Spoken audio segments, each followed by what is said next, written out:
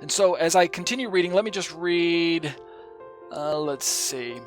I think I can read down through a few more paragraphs. We've got a little bit of time here. In my description in my discussion of this particular topic, what I go on to say is that, what is more, an appeal to the mysterious nature of God in Trinity can be interpreted as an act of worship, right? Am I right? We're talking about the nature of God from its mysterious aspect. We can't put our finger on it as humans. It is indescribable, what we call ineffable. Obviously, God doesn't give us enough information for us to describe God in ways that would satisfy our own ontological itch. The Bible doesn't always give us all of the language that we wish it had. Nevertheless, it is a complete revelation. We don't need to add to it or subtract from it. So the challenge to us is, how can we worship God in the absence of terminology that we wish was there? We wish we had more verses that described God in ways that would not be so ambiguous at times.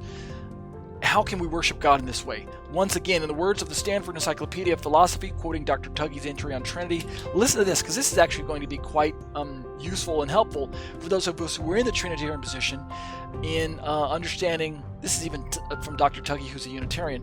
He's actually recognizing that Mysterian approach can actually lead to an act of worship. So just listen to what Tuggy has to say. Quote, "Often mystery is used in a merely honorific sense, meaning a great and important truth or thing related to religion. In this vein, it's often said that the doctrine of the Trinity is a mystery to be adored rather than a problem to be solved." So if we're talking about mystery, as I mentioned from weeks back, in some regards, if we're trying to unravel the mystery of the Trinity, we're doing God a disservice because we're trying to pick him apart. And I hope you guys don't think that that's what I'm trying to do in these discussions. I'm not trying to figure God out.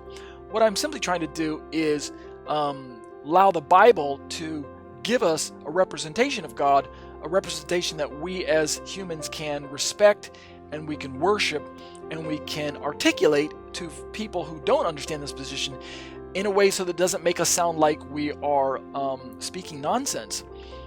Again, most of us as Christians are kind of raised in a narrative where we understand the Trinitarian dialogues. We understand when we talk about Father, Son, Holy Spirit, three who's, Father, Son, Holy Spirit, with one God, three persons, things like that.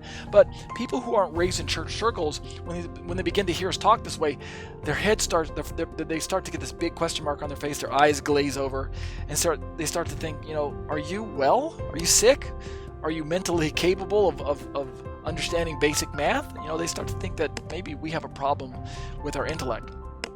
So Dr. Tuggy is simply trying to say that Trinity is something that we can adore, and it doesn't always have to be solved. In other words, Trinity is not always a puzzle that we have to figure out.